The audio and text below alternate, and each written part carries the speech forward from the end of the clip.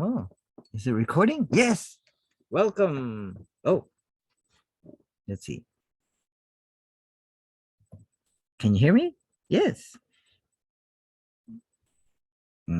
Join. 40. I'm gonna join my own meeting. There we go. Join. Okay. There. Welcome. Welcome. Myself on my cell phone. Here it is. Oh, I'm gonna. Okay. Yeah. Welcome. Yes. Welcome. I can't hear myself. Or should I?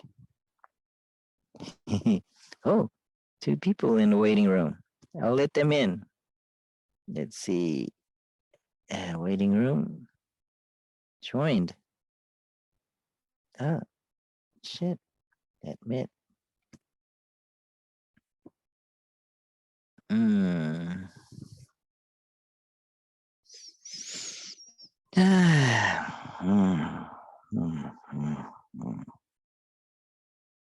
Oh.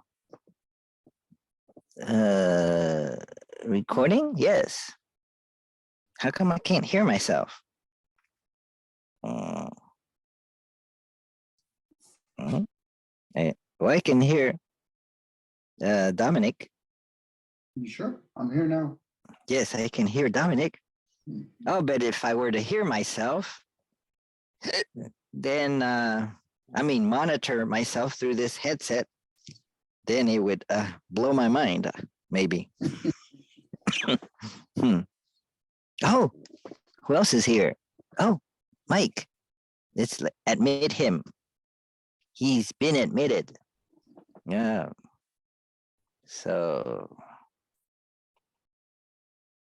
welcome, Mike Taylor series to wake up and be clear about what you're thinking. Oh. Hi, Mike. How can we Dominic. be clear about attachment? Do you think that attach meant that meant means mind? So it's saying attach mind. So government is mind, and what other words end in ment? Settlement. Oh, spearmint. No. Development. That's the development of the mind. No, I don't think so. It could be if you go. What about when you translate it to Spanish? Development is desarrollo, and government is gobierno, and attachment is apego. So how come in Spanish they don't end in ment? And Spanish is very Latin. Maybe ment comes from French. Let's look it up. What does the...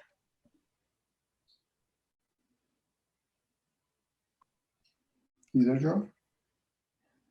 You have gone silent.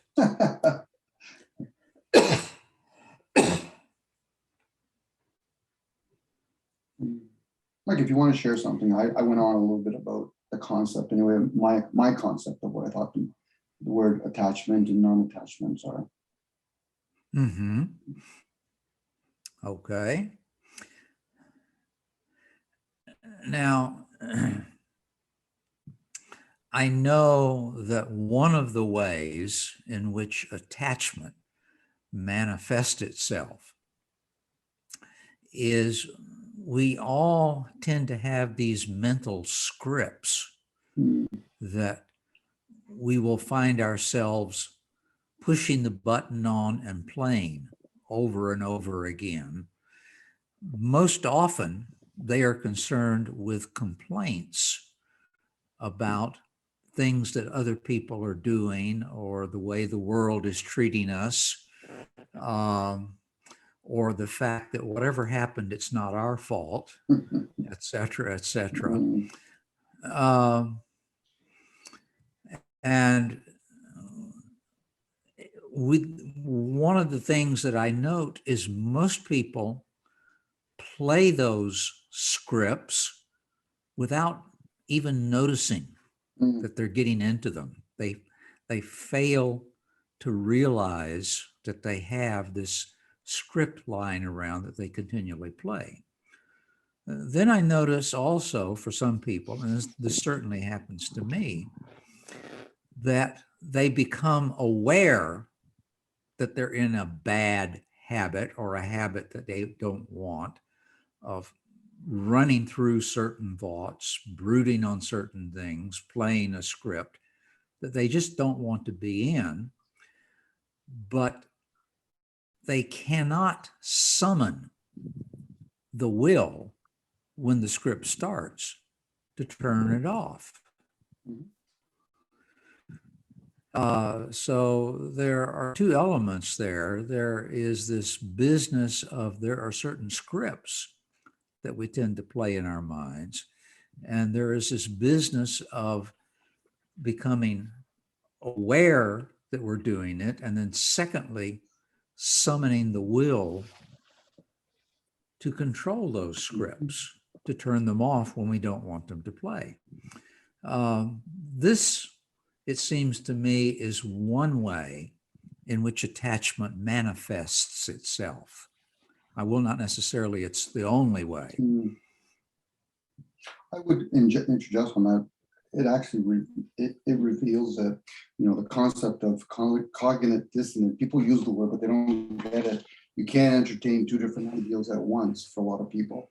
So when a person is resisting something, they're actually not realizing, but they're playing a defense and attack game. They're protecting their attachments. It's kind of like people will look to the right side of their car, not realizing they're favoring their left side of the car.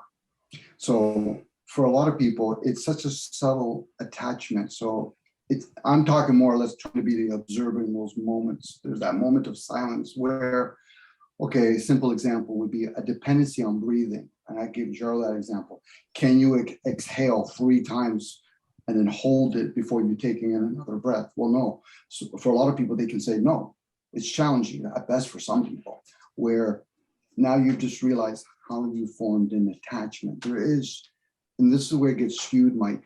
We got too much of these other programs running with our likes and dislikes, opposed to saying, but am I favoring my likes by masking it when I get some of my resistance? Most people aren't going to go out and try to learn the wonderful world of cutting off their finger to understand what pain is. Most people are suffering through all their comforts and attachments. Hence, even the concept of Buddha. All the times he was trying to break the reincarnation thing, that was forming an attachment. I want to lose weight, but meanwhile, people observe, well, how did I gain it? And once you realize how you gain by eating food, what's the layer to all of that? My emotions. It's like an alcoholic saying, I go to 12 steps and I'm realizing drinking is the problem. No, it's your emotion that's not developed. That's the issue. It's not a problem, but it is an issue. What do you mean? It's driving you to do things. You talk to a person that's emotionally eating, or a person that continually drinks, and he says, once I start drinking, I can't stop. That's some other people, when I earn enough money, I can't stop. You know, people are attached. Jar, you just explained it. You're attached to classifications. Oh, here comes Mike, the great mathematician. That's the classification. Now, once ever asking Mike, are you even really concerned about being revealed, all that kind of stuff? No. How many people have to make sure that they're a doctor? So they have to make sure to tell people I'm a PH and all that. I said, well, what does it really mean? What do you mean? I said, you're going around reacting. That's an attachment. But the observer would say, but I don't like that. I said, no, you're not the observer when you start classifying its likes and dislikes. Observing is you just take it for what it is. You're entertaining two ideals, and make sure you don't bring in your likes or dislikes. Because if you do, you're not going to have two ideals. It's kind of like the concept, people are talking about politics. Once you start voting, you can no longer talk about politics because you're going to be too busy defending or attacking positions, opposed to just observe it for what it is. Once you observe it for what it is, you're going to realize, oh, that guy's interested. He wants to debate me on an ideal that he'll never get through my senses. So I'm just sharing. Get it. I get it. I hope so for you, Jaro. Yes. The fact that you have to say it out loud. Attachments. The cause of our attachments are words. So if I label something this, then in my mind, it is that. But Well, Jaro, I can say in something to you. order to become unattached to that, I have to replace the word that I use to label it. So I could replace it with the opposite. Well, Mike, I mean, sorry, So Jaro. I may be attached to this as that. So I give it this word and I say, oh, it's not serving me. So I will change the name of it to that. And then it gives it a different meaning to me. And maybe it'll change my life. Maybe, but Let me Jaro, toss out a thought here. I've heard of people who would play with their dog's minds. The dog would be their pet. They'd love it. They'd pay attention to it. And then they do the following thing just to see what would happen. They would go over and maybe start petting a chair and talking to the chair and paying attention to the chair. And the dog would get jealous. Mm. All right. Now, I presume the dog had an attachment. It does, Mike. But It has it. Go ahead. But no words. Oh, Okay. so there's the situation where the dog is attached to actions. And so he saw the actions put on another object. So he got jealous of that. So he was attached to those actions upon it. It didn't require words. I'll give an example then. On that same sense, let's go with the experiment. You call your dog Bo. You keep saying Bo over and over again, but meanwhile, so one person finally comes up to the person. So listen, so that's your dog, right? We'll play the game of it's your dog. Why do you keep calling it Bo? What do you mean? Well, because he responds to it. I said, are you sure you're not attached to the word Bo? Because that animal only responds to sounds. So it hears Bo. It doesn't hear Bo. Science has I've kind of done all the research on that. So when a person, in this case, Mike, because you did say a possibility, you might have changed the story, that's up to you, where a person says they start petting a chair, calling its name and all that, or bringing its energy. So now that we're even talking about energy, the animal picks up energy. My cat will look at certain things and resist certain people because it's picking up its energy. I'm picking that up too. But the thing is, we can't bring it into a material, so we can't confirm it because our senses are limited. You know, so the attachment again is we're attached.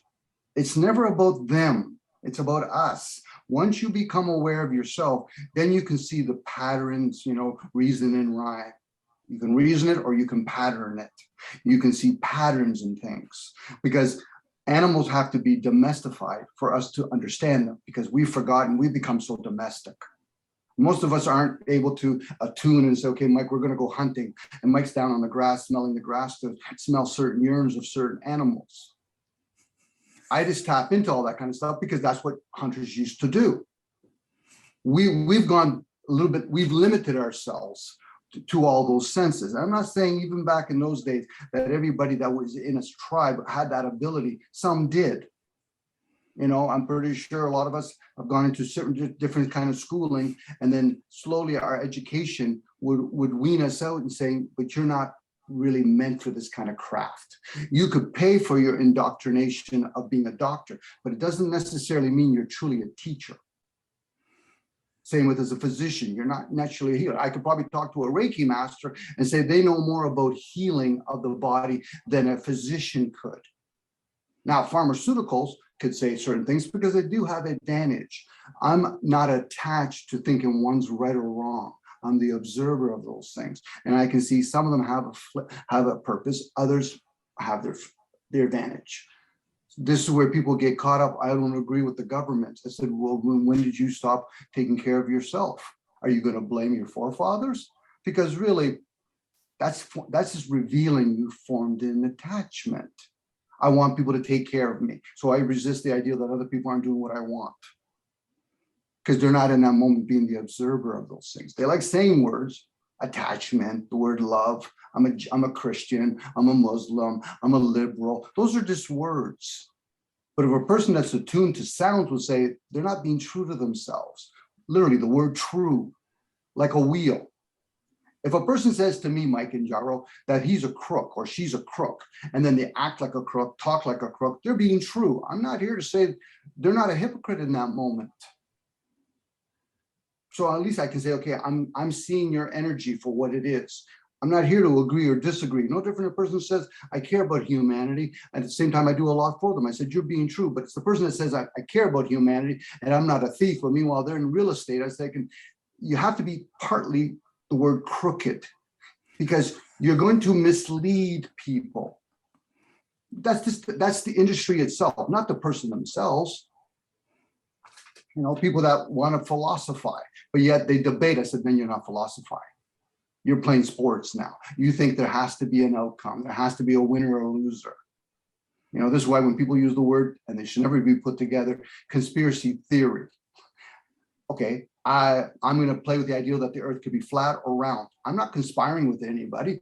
I could theorize because I've never been high enough to confirm one way or another. And somebody telling me otherwise, I said, that's your senses, not mine. And how would I explain to you if me and Mike today just saw an alien? How would I explain that to my parents? Now, if I brought Mike with me, I said, Mike, you saw it through your eyes. What did you get from it? Okay, we can conspire together. But to my parents, it would still be a theory or an ideal. They couldn't turn around and say it's fact. I said, because me and Mike would have to say it's fact, meaning it's already occurred. This is why when people throw words around, they don't realize you're revealing your attachments. You cannot have two ideals. Like when people say go down the rabbit hole, I say, no, you fell into the rabbit hole. And don't insult the animal by calling yourself a rabbit, you know, because we don't realize how much we're attached to everything. When we describe it, we validate it by giving energy to it, by saying it's my hand. The word hand validates it. Me saying it's mine, how does it show it's mine? Because it's attached to me. There's a word, because it's attached to me. No, nothing to do with my will. I was just born with hands. Hello? Can you hear me? Yeah. I can hear you, Mike. No. So how can, so once we realize we're attached to everything,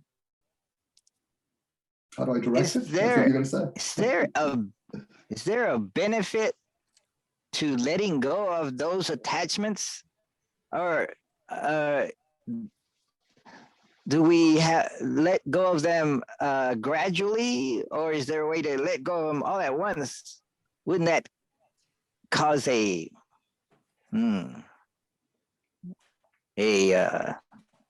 what is it? When you get off a drug and you get Jaro, I'll give you a sample example that will reveal your resistance and your attachments. You went to the doctor just told you you have cancer in your right hand. Now, how many people would truly say, okay, but I'm going to make you aware that you can cut it off. You would find out in a quick amount of time how you resist the ideal of pain to a point where you allow that, for most people, they will allow that cancer to keep growing because you're attached to your pleasures. You're not attached to the hand. You're attached to your pleasures and your comforts of not having pain. That's even its own attachment. Some people will say, fuck it, I'll just cut off my hand. What do you mean? Because I rather value my attachment so much that I will actually go through my resistance to pain. See, most people are clever. They think they don't want to have pain, but they're really what they're doing is, I want more and more and more and more of my attachments. And attachment in this case comes in a form of comforts. I want to go to my Timmy's. I want to go to my Starbucks. I want to go to the grocery store. But that yet they'll bitch and complain about people that says, well, the elite people, the rich people, you know, they're taking advantage of people. I said, no, you're going to their grocery stores. So how do we determine what to let go of? What attachments do we need to detach from? And then how do we proceed to detach from those attachments? You're still not in the observer role. Jaro, I'll give you an example. When people gather information, you're not trying to assess the information while you're gathering it. Your sole role is to gather all the information. It might take years. Once you assess enough information, then you can start categorizing it. Don't start thinking at that moment, that's when you start assessing it and saying, oh, I'm going to start using it. You're too busy running before you even learn how to walk. Or crawl in this case. So for you, Jaro, you reveal it to yourself. How do I crawl? How do I crawl in terms of what is attachment? Or first I have to know what it means. Let me ask a question. Okay. What is it that gives attachments their strength? What is it that gives attachments their strengths? Why is it so hard to let go of them? Why is it so hard to let go of all of them or particular ones? Maybe some are more difficult than others. Can't let go of something. Is it due to habits that are ingrained, that are become deeper and becoming more familiar with them? Like we are most attached to our breathing because we've been doing it since we came out of the womb, and we find, for some reason we have fear of not breathing, and we've learned that when you stop breathing, you eventually die after a minute or so. Again, Jaro, at that point, maybe after 20 minutes. At that point, that's just talk, because the whole idea. So I would say the greatest attachment might be breathing. It gives us oxygen and energy to stay alive. And maybe, but what about heart beating? Well, we don't control that. You don't control nothing, Jaro. You don't control anything. Jaro. So anything in the body that's on automatic, well, we might be able, through yogic exercise, control it in some way. Maybe through our breathing, we can control our heartbeat. But there's a lot of things that our body is doing that we don't control. So does that mean that therefore we are not attached to those things? Or because we're attached to the body, then our body is a big attachment? We are attached to our body, and therefore that is our biggest attachment. If I can input Jaro for a second there, well, not just a second.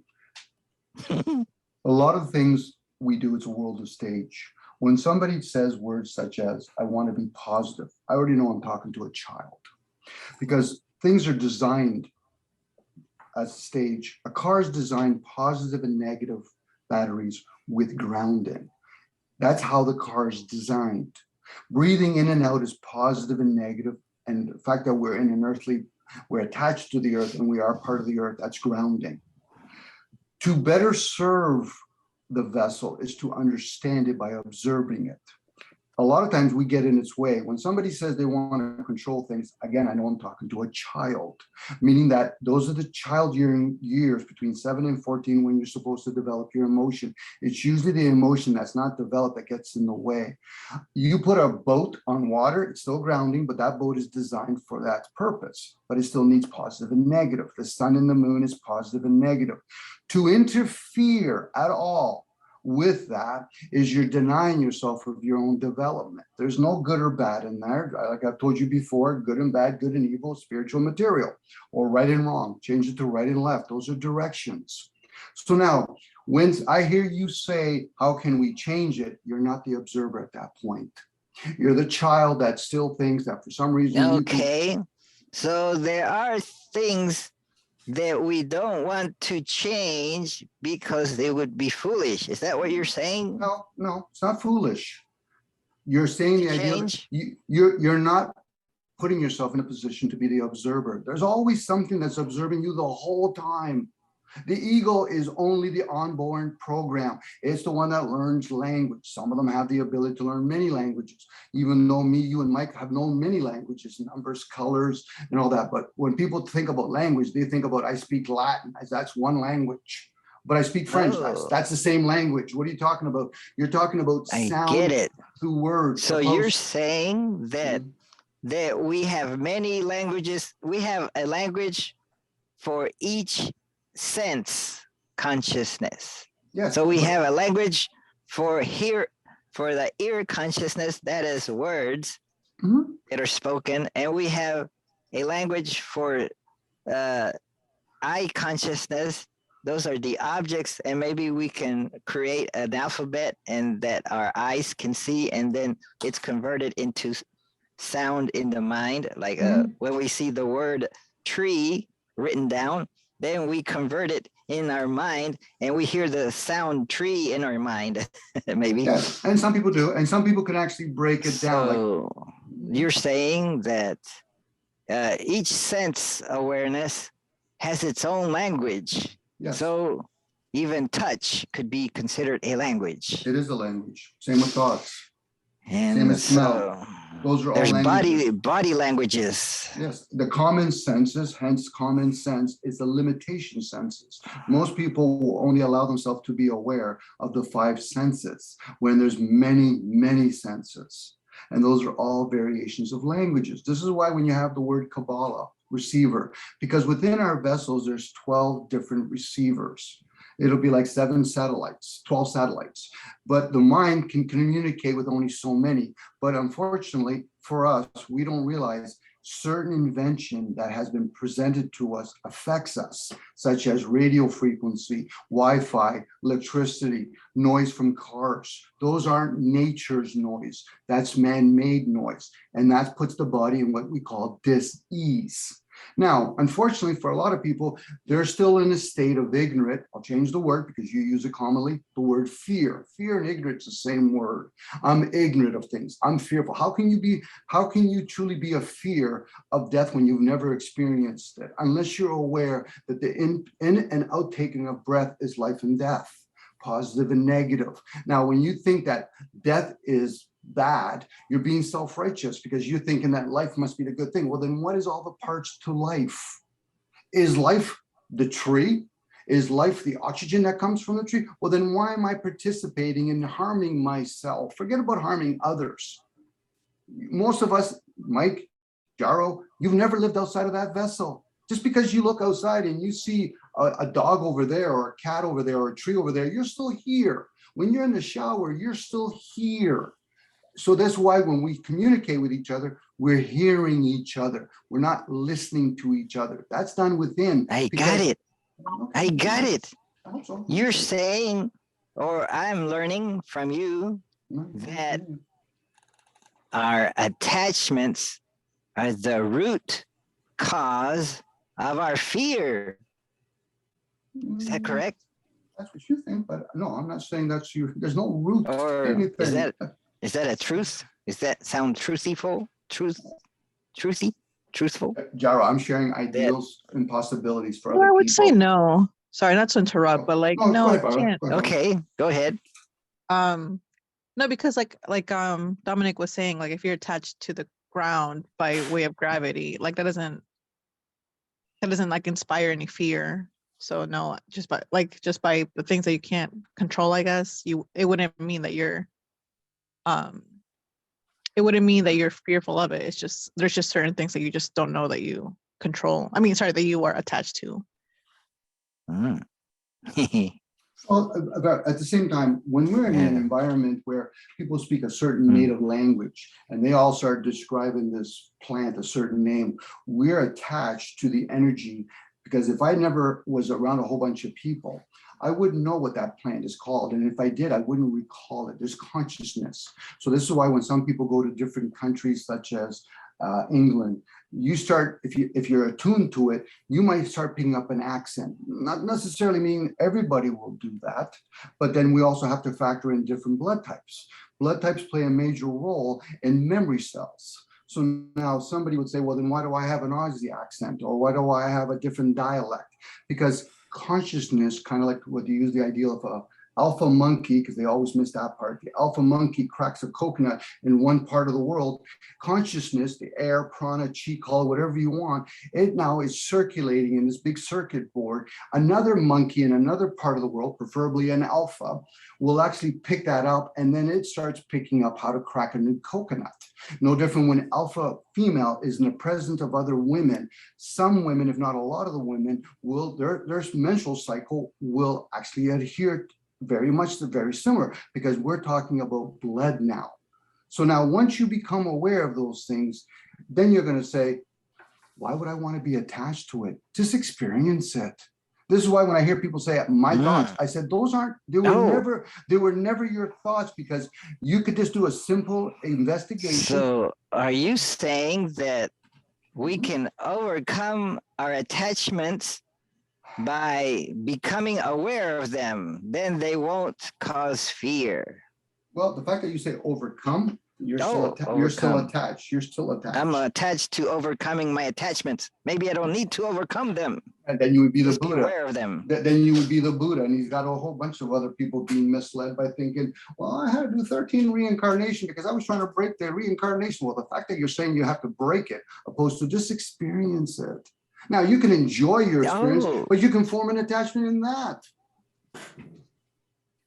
This is, Jaro, I said this at the very beginning. It's like philosophizing. Anybody that philosophizes with their likes and dislikes is no longer philosophizing. They're just playing this mumble jumble game with themselves. The fact that I'm even saying it in this way, I'm actually doing it too, where it's like, just be the observer of those things. Know thyself, then go beyond that. Know thyself is a child's game. Be the observer of those things. Of those things. That's right. I'm observing. Not to like or dislike, but I can't help it because I'm attached to a body, and my body produces my likes and dislikes. Yes, and then it produces emotions in my mind. And so I get attached to my likes and I try to avoid my dislikes. So Joe, in that moment, the reason why I say that opposed to say bring them both in there, because most people cannot, that's why they have cognitive dissonance. They can't entertain two different ideals at once. They can't entertain the ideal, I'm going to bring my likes and my dislikes in the same room, which some people can. Then you can philosophize them too. But for most people, they bring in their likes and they try to smash all their dislikes and said, then keep them both at the outside. You got to come in like a child now. When a professor tells me free will, I said, you know nothing about the concept of what the word free, let alone will, means. Because it's like me telling anybody. So if you think, if I brought in my likes and dislikes into the room, if you can entertain them, and I could entertain them and maybe learn to like my dislikes, then I would love everything. Now when you do that, you got to be observer and realize, am I favoring one over the other? Then you're no longer, you're back to. Maybe some things I might like more than others.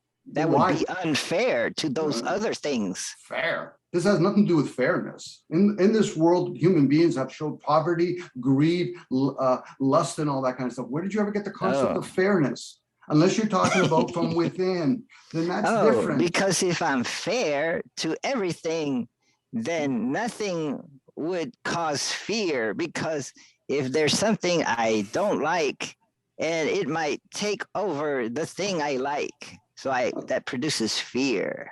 Hey, Gerald, so if you really want to get into this conversation for pure giggles and kicks, if you're going to truly be fair to things, when you look at a tree, do you describe with all the 6,000 different languages? No. So then what you're saying about fairness is your preferences.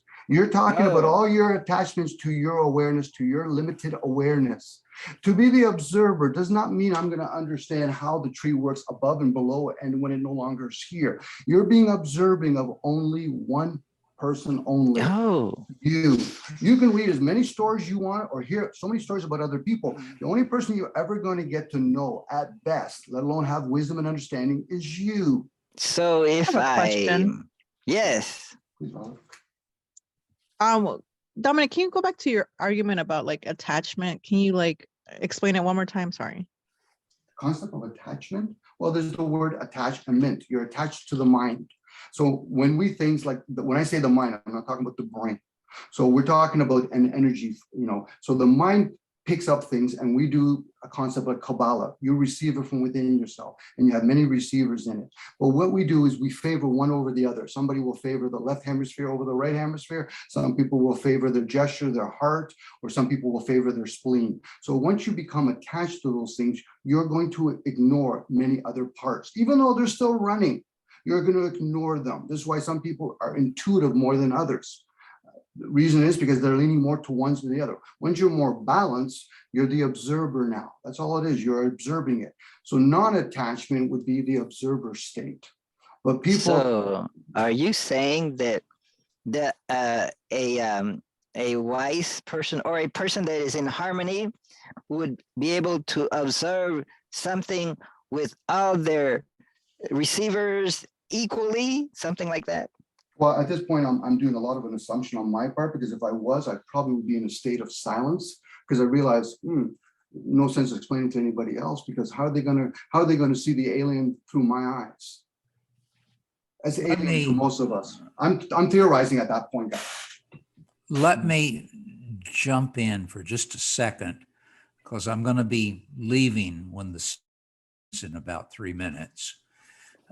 Attachment has connected with it the idea of value. There is something which is being valued.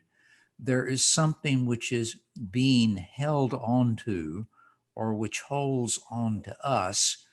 There is, in connection with this, at least so it seems to me, the fact of difficulty in breaking that connection or turning one's attention from that connection. So I think these are important parts of the concept of attachment. Now, at that point, Mike, you're doing a lot of philosophizing, which is great. I love it. Personally, I love it. That's my attachment to it, the concept of what I think love is. But at the same time, a lot of people, they just want conclusions, or people that are they want to debate. I said, that's better done alone. Debate with the self. No, what I'm doing in some sense is I am talking about what seems to me to be the way that words are used. Okay. And it turns out sometimes that different people use those words in different ways. And it can at least be helpful for people to realize the different ways that words can be used, the small subtle distinctions which can be made, and the fact that communication may be garbled because they are not necessarily all using those words the same way. I guess, Michael, when it comes to music, there's sound behind music, and it actually moves the emotions. Behind words is actually sound. It's the same concept. It's sound. It's just done in different frequencies. So once a person understands playing Baroque music is different than playing classical, no different. Speaking Greek is different than less speaking than a minute English. left. those are all, that's why Greek's is a comprehension language and English is a meaningful language. Sanskrit's a healing language because there's tonality. We ignore the fact that every time we talk, and some people have different tones. I have a different tone in my voice. I'm using English. So when I combined my tone of voice with the English language, people might resist it or say, well, that's interesting. Other people It's might have more. interesting. So we're running out of time in this round. Thank you, Mike Taylor, for joining us and introducing Good. what you think is attachment. And thank you for being attached to our meetings on a regular basis. I Thank you, did Mike. not give a definition. I merely Oh. made some comments about On how it. the words are used. Mhm. And